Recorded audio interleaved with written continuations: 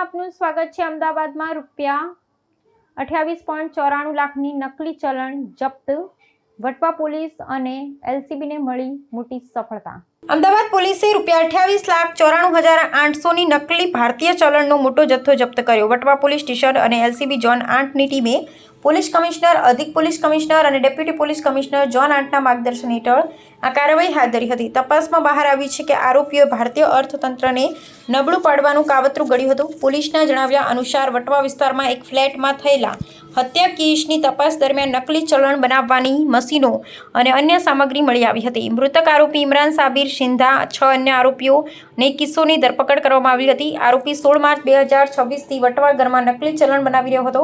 પોલીસે જણાવ્યું હતું કે ઇમરાન સાથે મળીને આશરે ₹60 લાખની નકલી ચલણ બનાવવામાં આવી હતી। આમાંથી ₹30 લાખની નકલી અને અસલી ચલણની નોટો, પ્રિન્ટર અને લેપટોપ સાથે આરોપી ચંદ્રમોહનના આગ્રા ઉત્તર પ્રદેશમાં ઘરે અને વિરેન્દ્રસિંહના સંબંધીના ધોલપુર રાજસ્થાનમાં ઘરે છુપાવવામાં આવી હતી। પોલીસે આ સ્થળોએથી નકલી ચલણની નોટો જપ્ત કરી બનાસકાંઠાના રહેવાસી મહેરાજભાઈ રબારીની પણ ટેકનિકલ સહાયથી ધરપકડ કરવામાં આવી હતી અને તપાસ ચાલુ છે। બધા આરોપીઓ હાલમાં પોલીસ કસ્ટડીમાં છે। 27 મેના રોજે વટવા પોલીસને એક વર્દી આવી હતી કે કોઈ ફ્લેટમાં એક ડેડ બોડી જેવું મળે છે। વટવા પોલીસ ત્યાં ગઈ, માણસને આઈડેન્ટિફાય કરવામાં આવ્યો। એ માણસના જે ફ્લેટમેટ્સ હતા એની સાથે ફ્લેટમાં રહેવાવાળા જે બીજા 4 માણસો હતા, આ 4 માણસોની તપાસ કરીને વટવા પોલીસે એમને ઉત્તર ભારતથી પકડી પાડ્યા। અને આ તપાસ દરમિયાન જ વટવા પોલીસને ત્યાં એક નાનકડું એક ક્લૂ જેવું મળેલું હતું કે એક કાગળ બળેલો જેવો હતો। એના પરથી વટવા પોલીસના ધ્યાન પર આવ્યું કે કદાચ આ નકલી નોટ હોઈ શકે છે। પછી આના આગળની તપાસ હાથ ધરવામાં આવી। ઝોનની એલસીબીની ટીમ અને વટવા પોલીસ આ બંને મળીને આ જે લોકોને પકડ્યા હતા, આ લોકો પાસેથી જુદી જુદી વસ્તુ અને એમના આજ દિન સુધીના કરેલા કામો આ બાબતની પૂછપરછ કરવામાં આવી। અને આ લોકો ત્યાં નકલી નોટો પ્રિન્ટ કરીને આ ડિસ્ટ્રીબ્યુશન નેટવર્ક ચલાવતા હતા। ઇમરાન સિંધા નામનો જે વ્યક્તિ મરણ ગયો છે, આ ત્યાં કમલેશ પટેલ નામનું એક ફોટોશોપ આધાર કાર્ડ બનાવીને રહેતો હતો। અને આ સમગ્ર વસ્તુનો મેઇન મુખ્ય આરોપી જેવો હતો, જેને નોટ બનાવવાની ટેકનિક, આની પ્રિન્ટ કરવાની ટેકનિક, વોટરમાર્કથી ગાંધીજીનું પ્રિન્ટ પાછળની બાજુ લાવવાની ટેકનિક, આ બધું એને પોતે આમાં એને માસ્ટરી હતી। અને આ એને કર્યા પછી આના પહેલાં પણ આના 2 ગુનામાં આવી ચૂક્યો છે, જે એક ગોધરામાં અને એક સુરતમાં બન્યો હતો અને એ પકડવાનો બાકી હતો। આ માણસે આ નોટ બનાવવાનું કાવતરું પછી અમદાવાદમાં શિફ્ટ કર્યું અને અમદાવાદમાં શિફ્ટ કર્યા પછી આ કામ માટે એને જે મદદની જરૂરિયાત હતી એના માટે એક એક કરીને એને આ 4-5 છોકરાઓને રિક્રૂટ કરેલું હતું। ત્યાં નોટ બનાવવાની ટેકનિક જે છે એ તમામ ટેકનિક ઇમરાન સિંધાને જ ખબર હતી।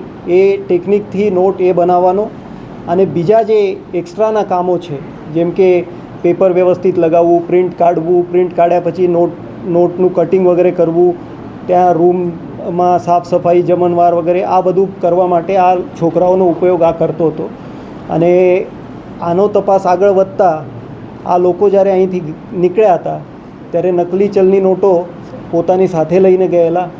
થોડા ઇક્વિપમેન્ટ્સ પણ પ્રિન્ટર જેવા કે લેપટોપ જેવા આ પોતાની સાથે લઈને નીકળેલા। આ પણ પોલીસે ત્યાં જઈને સ્થળ પંચનામા કરીને બધું રિકવર કર્યું છે અને એક સફળતાપૂર્વક કામગીરી કરી છે, જેમાં 30 લાખની નોટો જે છપાઈ હતી એમાંથી 28,94,000 જેવી રિકવર થઈ ચૂકી છે। અને એના પહેલાં પણ એમને 30 લાખ છાપી હતી એમ એમનું કહેવું છે।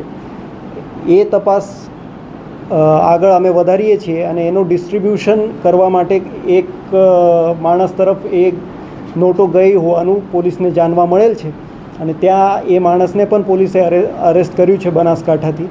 અને એના પહેલાં પણ આ લોકોએ કંઈક આ રીતનું કર્યું હશે તો એની પણ તપાસ શોધખોળ અમે કરીશું.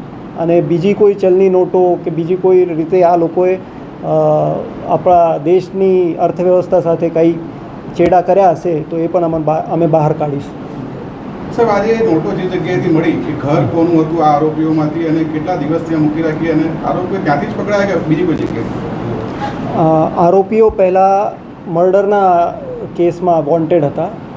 અમે એમને અમારી પહેલી ટીમ જ્યારે ગઈ હતી ત્યારે એમને હરિયાણાથી પકડેલા. રસ્તા પર બસમાં પ્રવાસ કરતા હતા ફતેહબાદથી આગ્રાની બાજુ, ત્યારે એમને પકડવામાં આવ્યું હતું. આ આરોપીઓને પકડ્યા બાદ એમના પાસેથી જે વસ્તુઓ ત્યાં મળવી જોઈએ હતી નોટ પ્રિન્ટિંગની એ મળી નથી.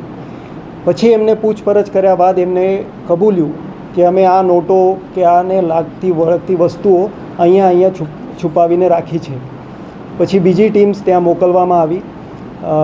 ઇક્વિપમેન્ટ જે છે એમાંથી એક પ્રિન્ટર જે હતું એ મોટું હતું, એ સાથે લઈ જઈ શક્યા ન હતા. એ કુરિયર તરીકે એક આપણી ટ્રાવેલ્સમાં મોકલવામાં આવેલું. ત્યાં જયપુરમાં એ ટ્રાવેલ્સમાં તે પહોંચાડવામાં આવ્યું. પછી ત્યાંથી એ પિકઅપ કરવા આવ્યા નથી, એ પણ પાછા આવ્યો છે. એ પાછા આવ્યા પછી આ પણ ટ્રાવેલ્સવાળા પાસેથી આ રિકવર કર્યું છે. બીજા જે 2-3 પ્રિન્ટર અને પ્રિન્ટર જેવી વસ્તુઓ એમની પાસે હતી એ ઉત્તર ભારતમાં એમના ફઈ વિરેન્દ્ર કરીને જે એ હતો વીરુ આરોપી આપણો, એમના ફઈના ઘરેથી મળી આવ્યા છે. અને કાયદાના સાથે સંઘર્ષમાં આવેલા કિશોર જે છે એનું ઘર આગ્રા નજીક છે, ત્યાંથી આપણને ચલણી નોટો થોડી મળી છે. અને બાકી કાગળ વાગળ જે કંઈ મળ્યું છે, ઇક્વિપમેન્ટ મળ્યું છે, એ વીરુના ફઈના ઘરેથી આપણને મળ્યું છે. અત્યાર સુધીમાં કેટલી ચલણી નોટો બનાવી દીધી બનાવટી, અને એ ચલણી નોટો બજારમાં ક્યાં ક્યાં સપ્લાય કરી છે અને કેટલા ટકા કમિશન લઈને એ લોકો સપ્લાય કરતા હતા, એવું કોઈ જાણવા આવ્યું છે અત્યાર સુધીના ઝડપાયેલા આરોપીની પૂછપરછ? હા, અત્યાર સુધી એ લોકોએ 60 લાખનું કબૂલ્યું છે. 60 લાખ જેવી એમને બનાવી હતી. 30 લાખની આજુબાજુની તો આપણને મળી ગઈ છે.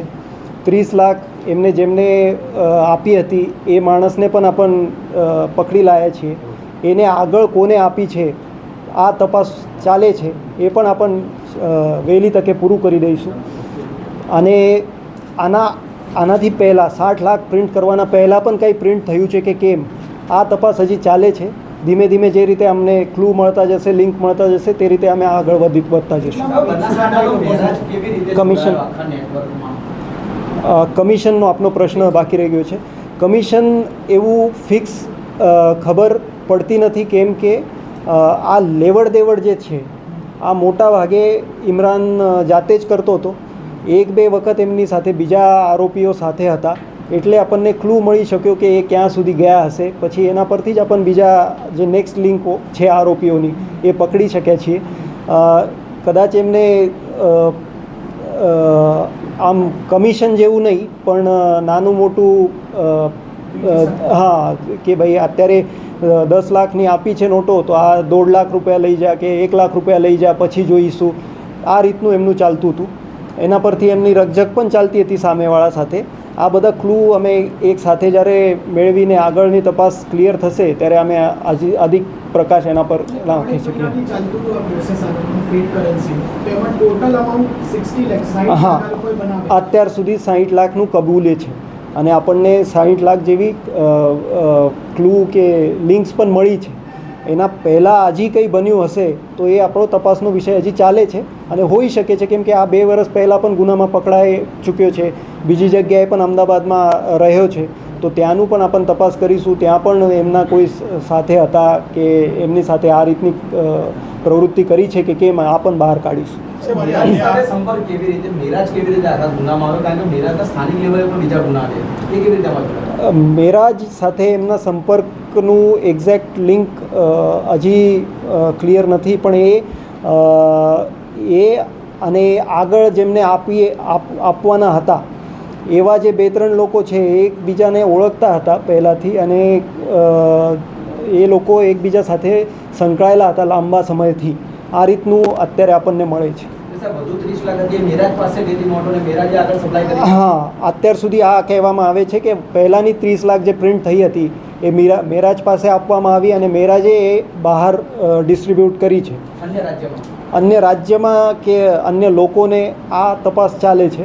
હવે આ અન્ય રાજ્યમાં પણ હોઈ શકે યા પછી અહીં જ બીજા લોકોને આપી હશે, પછી એ લોકોએ પણ આગળ કોઈને આપી હોય એ રીતે બની મેરાજે પોતે કેટલી ટકાવારી લીધી? ધારો કે 30 લાખની નોટો એ લઈ ગયો તો એને આગળ સપ્લાય કરી એમાં એને કોઈ મળત રહી હશે?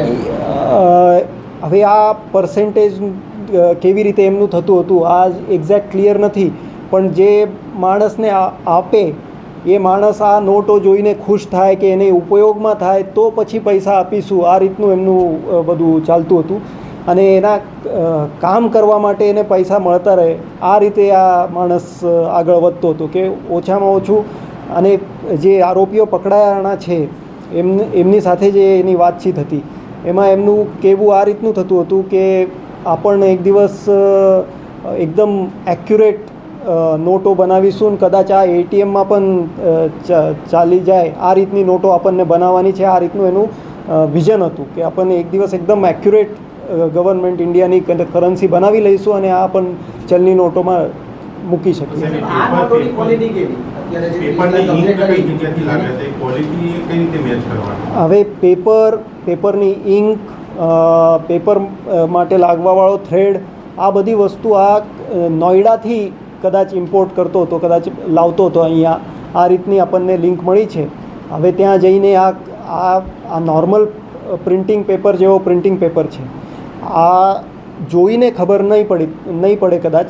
અને કદાચ 10, 25, 30 નોટોમાં 1-2 નોટ આ આવી જાય અને ફાસ્ટ ગણતરી કોઈ કરતો હશે તો એને ખબર નહીં પડે. અને દૂરથી જોઈને તો બિલકુલ જ ખબર નહીં પડે કે આ નકલી નોટો છે. પણ એક્સપિરિયન્સ્ડ હેન્ડ જેને કહેવામાં આવે, જેને અનુભવ હોય, એ હાથ ટચ કરીને એને ખબર પડી શકે છે કે આ નોટ ડુપ્લિકેટ છે. પણ કદાચ ગામડાની ગરીબ ભોળી જનતાને આમાં ફસાવી શકાય તેમ અમારું માનવું છે. લોકલ માર્કેટમાં અહીંયા લોકો નોટો ક્યાં વાપરી છે ખરી? વટવામાં બનાવી છે કે છૂટક કોઈ વસ્તુ ખરીદવા કે સ્થાનિક લેવલે કોઈ નોટો અત્યાર સુધી વાપરી? આ નોટ અત્યારે આ લોકો જે રહેતા હતા આ ફ્લેટમાં, આ ફ્લેટના બહારનું જે કંઈ કામ હતું, જે વસ્તુ જમવા માટે લાવવાની કે નોટો લઈ જવું અને કોઈની પાસે આપી આવવાની કે ઇંક લાવવાની કે પ્રિન્ટર લાવવાના, આ પ્રિન્ટર વગેરે રિસેન્ટલી જ એને ખરીદી કરેલા. આટલા મોટા પાયે આપણે કરી શકીએ આ વિચાર એને રિસેન્ટલી જ આવેલો અને આ 2-3 મહિનાથી જ આ મોટા પાયે કામ એને શરૂ કરેલું. તો બહાર આ લોકોનું બહુ જે બાકી 4-5 આરોપી જે એની સાથે રહેતા હતા એમનું બહુ આવર જવર ન હતી. અને એ એક રીતે એમને બોન્ડેડ લેબર જેવું રાખેલું હતું.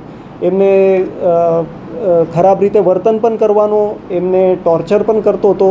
અને આ ટોર્ચરના ભાગરૂપે જ એક દિવસ જે રીતે આ ગાળો બોલતો હતો ત્યારે આ કિશોરે એને તાવાથી મારવાનું પગલું ભર્યું છે.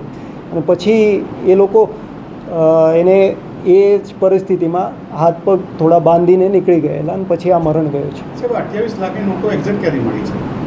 28 લાખની નોટો એક્ઝેક્ટ આપણને આગ્રાની નજીક આ કિશોરનું જે ત્યાંનું ઘર છે ત્યાંથી મળી છે. અને આજે જોડે રહેતા હતા એમને પગાર મહિને નક્કી કર્યો હતો કે? એમને પગાર નક્કી કર્યો હતો પણ એમને પગાર આપતો ન હતો. આ પણ એમની એક રકઝકનો પ્રશ્ન હતો. આ લોકો એમની પાસે પૈસા માંગે તો એમને ખીજાવે, એમને ગાળો બોલે, એમને દબાવે, પછી એમને બ્લેકમેલ પણ કરતો હતો. હવે એ લોકો પગાર મળતો નથી. જાન્યુઆરીથી આ લોકો એની સાથે જોડાયેલા. તો જાન્યુઆરીથી મે સુધી 1-2ને 10,000 રૂપિયા મળ્યા છે અને 1-2ને જે થોડા લેટ જોઈન થયા છે એમને તો એક પણ પૈસો મળેલો નથી. અને જે રીતે નોટો બનાવતા હતા તે વખતનો એ માણસે એમનો વિડીયો બનાવી લીધો અને પછી એમને બ્લેકમેલ કરે કે તમે છોડીને જશો તો હું આ બજારમાં વાયરલ કરી દઈશ અને પછી તમે ફસાઈ જશો. આ બીકથી પણ આ લોકો જતા ન હતા. તો પહેલાં આવેલા આ બધા સંમતિથી જ આવેલા કે આ કામ એમને બતાવીને જ લાવેલો કે આ રીતનું કામ છે અને પછી આ રીતનું કામ કરવાનું છે. આ લાલચમાં આવીને આ લોકો ત્યાં આવેલા. પણ પછી ત્યાંથી નીકળવું એમના માટે સહેલું ન હતું. એ માણસ થોડો વજનથી મજબૂત પણ હતો એટલે એમને બીક પણ લાગવાની, એ મારે એટલે. અને આ રીતનો વિડીયો આપણો છે અને આ વિડીયો વાયરલ કરી દેશે તો આપણું શું થશે, આ રીતની બીક પણ એમના મનમાં હતી. સાહેબ આ મશીનરી જે મંગાઈ છે વટવામાં દેવા એ લોકો ત્રીજા મહિનામાં આવ્યા. આપણે કહ્યું કે જાન્યુઆરીથી સાથે કામ કરતા હતા, તો આ પહેલા કોઈ જગ્યાએ કરી ચૂક્યા છે વટવા પહેલા? જાન્યુઆરીથી સાથે આ જે માણસ હાથીજનમાં રહેતો હતો, આ હાથીજણમાં રહેતો હતો ત્યારે એક બીજા માણસ સાથે એ રહેતો હતો. આ માણસની તપાસ અમે હાથે ધરી છે. પછી જાન્યુઆરીમાં એમની સાથે એ જે કિશોર છે એ જોડાયેલો સૌથી પહેલાં, અને એ જોડાયેલો બીજો જે આરોપી છે સૂરજ નામનો, એના થકી. પછી એ કિશોર એમની સાથે કામ શરૂ કર્યું, એને 8-10 હજાર રૂપિયા મળ્યા એટલે એને બીજાને કીધું. પછી આ રીતે એક એક કરીને એ એક સાથે બધા જોડાવેલા નથી. એમનું જાન્યુઆરીથી માર્ચ કે લેટ માર્ચ સુધી એક એક કરીને આવ્યા છે, અને એકબીજાની ઓળખાણથી અને કામ બતાવીને આવ્યા છે કે આ રીતનું કામ કરવાનું છે અને આ કામ માટે આપણને જવાનું છે. આ રીતે એ લોકો આવ્યા છે. કઈ મહિને પગાર રકમ નક્કી કરી હતી આ લોકોને આપવાની એપ્રોક્સ? હવે પગાર નહીં, એમને લાલચ આવી હતી કે આપણ આ નોટો છાપીએ અને આમાંથી આપણો હિસ્સો રહેશે, એ રીતે જ એમનું એ વલણ હતું. એમને આ રીતના જ સપના અને બતાવેલા. અને મશીનરી જે બધી આવી, આ જે પ્રિન્ટર ને આ બધું રોકાણ કેટલું થયું અને કોણે કર્યું આ રોકાણ? હવે આ રોકાણ એને કેવી રીતે કર્યું અને આના માટેના પૈસા ક્યાંથી આવ્યા, આ પણ તપાસનો વિષય છે. એના પાસે થોડા વધુ હતા, થોડા વધુ એને કોઈને પાસેથી લીધેલા છે કે કોઈને પાસેથી મેળવેલા છે. આ બધી તપાસ ચાલે છે અને આ તપાસ અમે શોર્ટલી આપને આપીશું.